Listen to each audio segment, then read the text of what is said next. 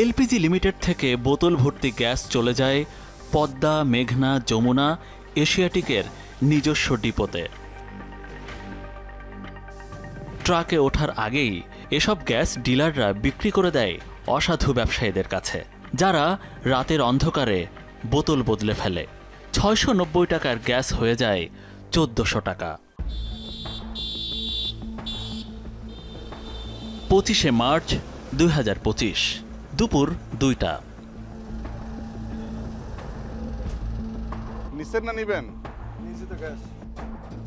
এই গ্যাস কোথায় গিয়ে বদলে যায় অনুসরণ করতে এবার আমরা হাজির এশিয়াটিকের এলপি গ্যাস ডিপোতে। গেটের অনুমতি নিছেন আপনারা? আপনি কি এশিয়াটিকের নাকি? জি এশিয়াটিকের। বলতেছি যে আমাদের অনুমতি, গেটে তো মনে করো অনুমতি নিয়ে তো ঢুকতে হবে। ডিলাররা কই? ডিলারের পার্টি যখন আসে তখন দেই। ডিলারের অফিসে চালান নিয়ে আসে। রাজারি কাজ গোটানো যাবে? খোরশেদবাড়ি গোটানে।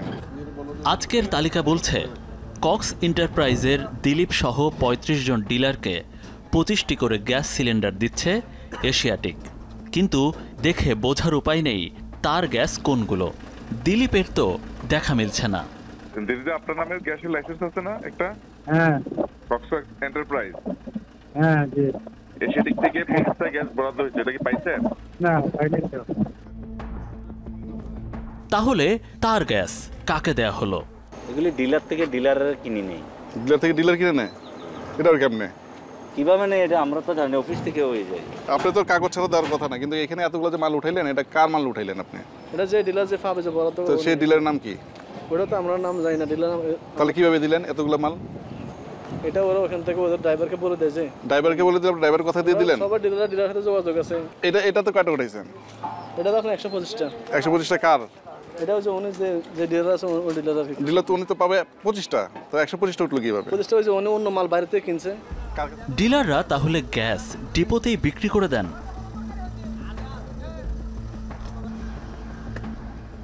দুপুর 2:30। এই পিকআপের শেষ গন্তব্য কোথায়? 1 কিলোমিটার দূরে এসেই থেমে গেল গাড়িটি। বেলা 3:30। 1 ঘন্টা অপেক্ষার পর চালক কাকে যেন ফোন দিলেন। এবার আমাদের বোকা বানানোর চেষ্টা। ভাই গাড়ি নষ্ট হয়ে গেছে? কই যাবে গাড়িটা? এটা যাবে কালুঘাট। কালুঘাট কার এখানে যাবে? এটা যাবে আপনার দিদার সাহেবের ইয়া কি মানে ডিলার। উনি ডিলার। বিকাল 4টা। পিকআপটি রওনা হলো শহরের দিকে। আমরাও নাছোড়বান্দা।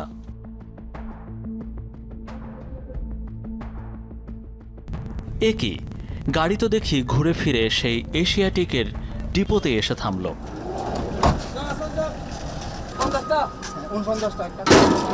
মাল দিয়ে দিচ্ছি আপনি আবার। আপনি মাল দিয়েছেন, আমি বলে বসে দেখে। কোন মালিক কিনছে এটা? মালিক না, এগুলো আমাদের মাল।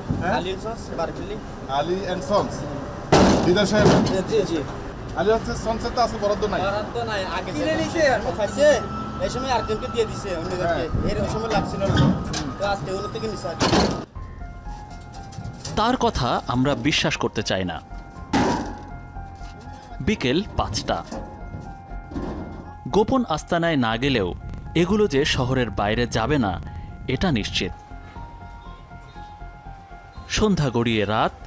20 মিনিটের পথ এলো 4 ঘন্টা পর। গাড়িটি এসে থামল আগ্রাবাদের বারেক বিল্ডিং মোড়ে।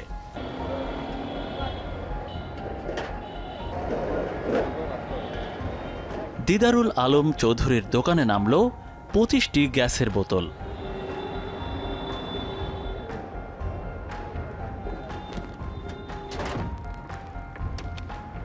রাত 9:30। বাকি 25টি নিয়ে আবার যাত্রা শুরু করল গাড়িটি। রাত 11:30।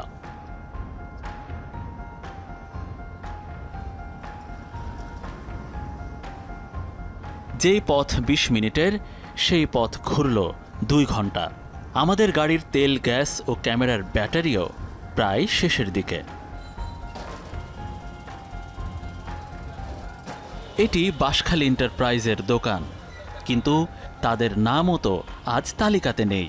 তাহলে কি ক্যামেরা দেখে গ্যাসের গন্তব্য পাল্টে গেল? আপনার নামে কিন্তু আজকে নাই, আজকে কিন্তু চালানো নাই। বলতেছি কখন আপনাকে? কে ইধার হ্যাঁ দেশে কোথায়? দিদার সামনে তো দেশে কোথায় আছে? তুমি তোমরা আইছো তোমরা থেকে কিভাবে কল দেয়? কথায় পটু লোকের মুখ এখন বন্ধ।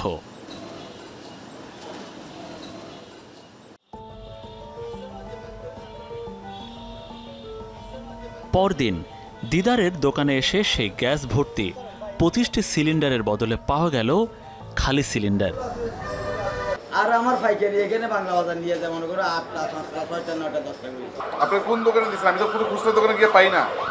চাচা দোকানের দিনে তো ওগুলো মনে হয় বাসাবাড়ির জন্য 2টা 3টা এরকম করে মনে করো নিজের দিন দোকানে মনে যাবে তো ওইভাবে মিশাতে। বাসা এক একবার এক এক কথা বলে দুশ্চিন্তায় পড়ে গেলেন তিনি। আমরা আবারও সেই ডিলারের সামনে, যিনি এই সেক্টর সম্পর্কে পুরোটা জানেন। এই গ্যাসগুলো কক্সবাজার না গিয়ে চট্টগ্রামে একটা গোডাউনে ঢুকে যায়, মানে এই গ্যাসগুলো না যাওয়ার কারণটা কি? না যাওয়ার আসলে কয়েকটা কারণ আছে। বড় বড় 8-10 জন ডিলার আছে, ওরা কি করে এই যে ছোট ছোট যে সমস্ত লাইসেন্সগুলো আছে ওরা তাদেরকে মাসিক একটা লাভ দিবে বলে তাদের লাইসেন্সগুলো অথরাইজ করে নিয়ে নেয়। সে মনে করি ইসলাম ট্রেডিং, হ্যাঁ, তার সে লাইসেন্স মাল পাওয়ার কথা শুধু একটা লাইসেন্স, কিন্তু সে দেখা যাচ্ছে দেখেন প্রায় 3-4টা লাইসেন্সের মাল সে উত্তোলন করতে পারে। এমন 10 জন ডিলারকে পেয়েছি যারা প্রায় সব ডিলারের গ্যাস সিলিন্ডার তুলে নিয়ে যায়।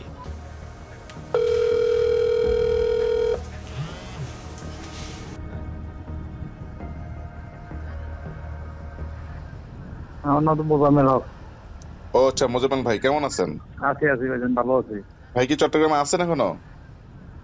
না, আজকে তো আমি এমনি একটু ব্যস্ত আছি।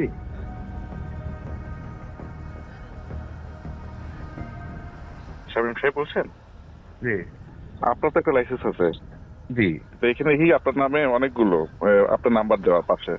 ও যে এক সময় আমরা করতাম এটা, আমি এলপিজি তে ধরেন এক সময় এটা করতাম, কিন্তু আমি আজকে 2-4 বছরের ভিতরে এগুলা ধরেন 25টা করে মাল দেয়, ওগুলা নিয়ে আমার কোনো ইয়ে নেই। আমার একটা স্টাফ আছে, ও যায়, ও উঠে, ও ওগুলা দেখে, মানে ওগুলা আমি ওরকম আমি আর দেখি না আর কি। সুমন ভাই বলছিলেন? জি বলেন। আপনি কি একটু আসবেন? আমি তো এখন আসবো না ভাই, একটু বাইরে আছি। মনে করেন আপনার লাইসেন্স, হ্যাঁ, আপনার লাইসেন্সে মাল যে আমি তুলে ফেলছি সেটা আপনি জানেন। বিস্ফোরক পরিদপ্তরে একটা প্রমাণও খুঁজে পাই। নথি বলছে ডিভি গ্যাস সাপ্লাইয়ের নামে এই লাইসেন্সের মেয়াদ শেষ হয়েছে আরও 5 বছর আগে। অথচ এই লাইসেন্স দেখিয়ে এশিয়াটিক থেকে 1040টি সিলিন্ডার গ্যাস তুলে নেওয়া হয়েছে। কদমতলী, চট্টগ্রাম।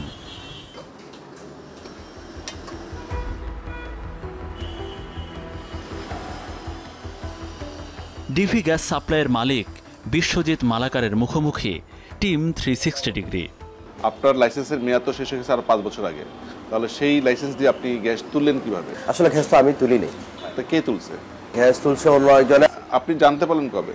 আমি জানতে পারছি আপনার 2024 নভেম্বরের দিন। তো এই ব্যাপারে আপনি অভিযোগ করেছেন? দরখাস্ত দেই যে আমার কি কি মাল পাইছি না পাইছি, আমাকে একটা হিসাব দেন। আজকের দিন পর্যন্ত আমি আমার হিসাবটা পাই নাই। গত 5 বছরে বিশ্বজিতের গ্যাস তুলে নিয়ে যায় অন্য আরেকজন। কে সেই ডিলার? এই জালিয়াতি জানার পর একটি কমিটি গঠন করে standard Asiatic oil company limited. কোম্পানির প্রধান নির্বাহী কর্মকর্তা ফেরদৌসি মাসুম হিমেল ক্যামেরার সামনে কথা বলতে রাজি নন। তদন্ত কমিটি কি রিপোর্ট দিয়েছে? তদন্ত কমিটি যেটা দিয়েছে, এখানে আমাদের একটু ব্যাড এক্সপিরিয়েন্স আছে। সেটা হলো কমিটি ফার্স্ট ধাপে যেটা আমাদেরকে জানাইছে যে ওরা সহযোগিতাটা পায়নি, না পাওয়ায় আমরা সেটা তাকে কারণ দর্শাই। আর অ্যাট দ্য সেম টাইম আপনি যেটা উল্লেখ করেছেন এই একই বিষয়ে আমাদের সেও একটা কমিটি গঠন করেছে, খুব সম্ভবত বিপিসি এটা একটা কাজ করছে। এলপি গ্যাস বিভাগের ওই কর্মকর্তার ক্ষমতার দাপট এত বেশি যে তদন্ত কর্মকর্তারাও তার সাফাই গাইতে থাকেন। না, তদন্ত রিপোর্ট তো এখনও আমরা ফাইনাল করি নাই, তবে তদন্ত আমরা যাদের স্টেক হোল্ডার বিভিন্ন জনকে আমরা ইন্টারভিউ নিছি, লিখিত নিছি, এবং বিভিন্ন কাগজপত্র আমরা সংগ্রহ করছি। তো ওটা যেটা হচ্ছে যে ডিলার একটা অথরাইজ পারসন নিয়োগ করে, এটা স্বাভাবিক প্রক্রিয়া। আপনাদের আইন বিধি নীতিমালা আছে না, এটা হচ্ছে একটা প্রথা আর কি। এটা আমি যেটা দেখছি আর কি, ওদের সাথে কথা বলে যে ওরা 50-60টা ডিলার কি করে একজনকে দিয়ে দেয়। লাইসেন্সের মেয়াদ শেষ, সেই লাইসেন্সের তো আপনি দিতে পারেন না।